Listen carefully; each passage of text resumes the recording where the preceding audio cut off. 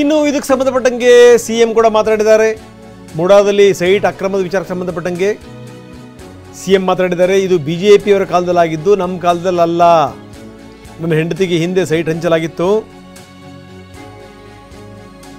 1 ಎಕರೆ 15 ಗುಂಟೆ ನನ್ನ ಹೆಂಡತಿ ಹೆಸರಲ್ಲಿದ್ದಂಥ ಜಮೀನು. ಅದು ಅವರ ಸೋದರ ಕೊಟ್ಟಂಥ ಜಮೀನು, ನನ್ನ ಭಾಮೈದ ತಗೊಂಡಂಥ ಜಮೀನು. ಸಿಎಂ ಅದಕ್ಕೆ ವಿವರ ಕೊಟ್ಟಿದ್ದಾರೆ. ಅದನ್ನ ನನ್ನ ಹೆಂಡತಿ ಕೊಟ್ಟವನೇ, ನಾನು ಅಧಿಕಾರದಲ್ಲಿದ್ದಾಗ ಜಾಗ ತಗೊಂಡಿದ್ದಲ್ಲ, ಅದು ಬಿಜೆಪಿಯವರು ಇದ್ದಂಥ ಸಂದರ್ಭದಲ್ಲಿ ತಗೊಂಡಂಥ ಜಾಗ ಅಂತಾರೆ ಸಿಎಂ. ಬಿಜೆಪಿಯವರು ಅಧಿಕಾರದಲ್ಲಿರುವಾಗ ನಮಗೆ ಸೈಟನ್ನು ಕೊಟ್ಟಿರ್ತಕ್ಕಂಥದ್ದು. ನಾವು ಕೇಳೋದು, ನೋಡಪ್ಪ ನನ್ನ ಹೆಂಡತಿ ಜಮೀನು ಅದು 3 ಎಕರೆ 16 ಗುಂಟೆ ಈ ರಿಂಗ್ ರೋಡ್ ಪಕ್ಕದಲ್ಲಿ ಇದೆ. ಈ ಕಡೆ ಕೆಸರೆ ಇದೆಯಲ್ಲ, ಆ ಕೆಸರಿನಲ್ಲಿದೆ. ಅದನ್ನು ನನ್ನ ಬಾಂಬೈದ ತಗೊಂಡಿದ್ದ. ನನ್ನ ಬಾಂಬೈದ ನನ್ನ ಹೆಂಡತಿಗೆ ಕೊಟ್ಟ ದಾನವಾಗಿ. ನಾನು ಅಧಿಕಾರದಲ್ಲಿದ್ದಾಗ ತಗೊಳಕ್ ಹೋಗಿಲ್ಲ. 50-50 ಕೊಡಬೇಕು ಅಂತ ಮಾಡಿದವ್ರು ಯಾರು? ಬಿಜೆಪಿ. ನಮ್ಮ ಜಮೀನನ್ನ 3 ಎಕರೆ 16 ಗುಂಟೆ ಜಮೀನನ್ನ ಅಕ್ವೈರ್ ಮಾಡ್ಕೊಂಡಿರ್ಲಿಲ್ಲ. ಈ ಮೂಡಾದವರು ಸೈಟ್ ಮಾಡಿ ಹಂಚ್ಬಿಟ್ರು.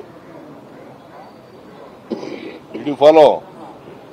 It is not that our land has been acquired. My wife's property has been acquired. ಹಂಚ್ಬಿಟ್ರು. ಆಗ ಹಂಚ್ಬಿಟ್ಟ ಮೇಲೆ ನಮಗೆ ಕೊಡಬೇಕಲ್ಲ, ಲೀಗಲ್ ಆಗಿ ಕೊಡಬೇಕಾ ಬೇಡ?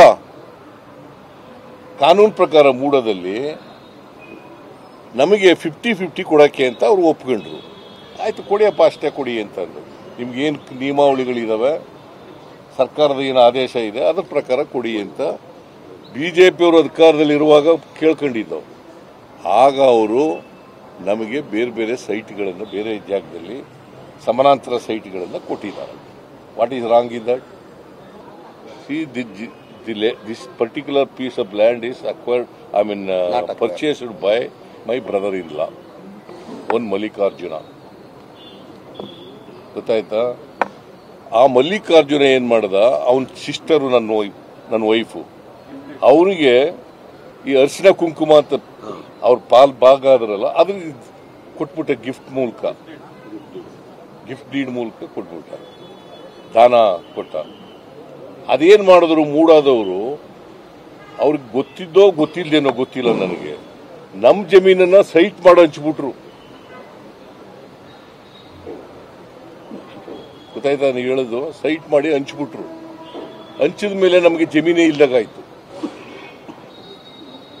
ಮೂಡ ಪ್ರಾಪರ್ಟಿ ಆಗೋಯ್ತು. ಅದು ಯಾರಿಗೋ ಹಂಚ್ಬಿಟ್ಟಿದ್ರು, ಅವರು ಓನರ್ ಆಗಿಬಿಟ್ರು. ನಮ್ಗೇನು ನಮ್ಮ ಪ್ರಾಪರ್ಟಿ ಕಳ್ಕೊಬಿಡೋದ?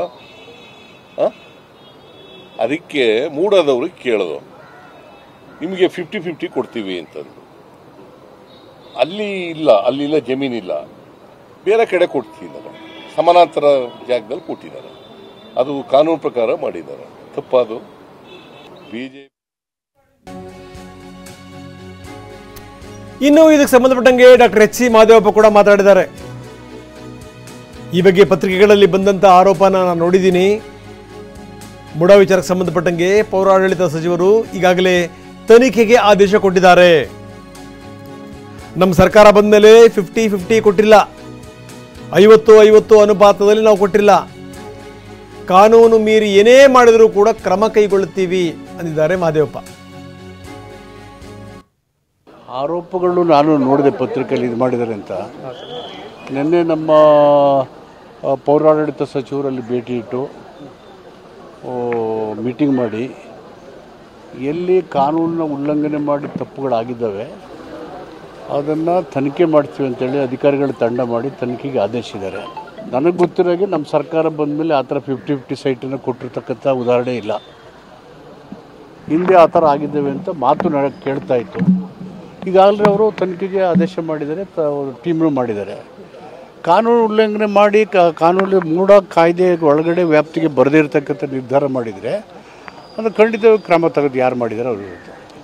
ಈಗ ಅಧಿಕಾರಿಗಳು ವರ್ಗಾವಣೆ ಆಗಿರೋದ್ರಿಂದ ಮೇಲ್ನೋಟಕ್ಕೆ ಆಗಿದೆ ಅಂತ ವರ್ಗಾವಣೆ ಒಂದು ಪ್ರಕ್ರಿಯೆ, ಅದು ವರ್ಗಾವಣೆ is not A punishment. But ಅದು ತನಿಖೆ ಇದರದ ಮೇಲೆ ತಪ್ಪಿತಸ್ಥರು ಕಂಡು ಬಂದರೆ ಖಂಡಿತವಾಗಿ ಅವ್ರ ಮೇಲೆ ಕ್ರಮ ಕೈಗೊಂಡು ಕೊಡ್ತೀವಿ ಸರ್ಕಾರ. 4,000 ಕೋಟಿ until and unless the enquiry is conducted, ಆ ಎನ್ಕ್ವೈರಿ ಆಧಾರ ಬಂದ ರಿಪೋರ್ಟ್ನ ಆಧಾರದ ಮೇಲೆ ಏನು ತಪ್ಪುಗಳಾಗಿದ್ದಾವೆ, ಯಾರು ತಪ್ಪು ಮಾಡಿದ್ದಾರೆ ಅವ್ರಿಗೆ ಕಾನೂನಾತ್ಮಕ ಶಿಕ್ಷೆ ಆಗೇ ಆಗುತ್ತೆ. So what ever it is ಅಲ್ಲಿ ಎನ್ಕ್ವೈರಿ ಮಾಡೋಕ್ಕೆ ಆಗಲೇ ಆದೇಶ ಮಾಡಿದ್ದಾರೆ, ತಪ್ಪಿತಸ್ಥರಿದ್ದ ಕ್ರಮ ತಗೋತೀವಿ.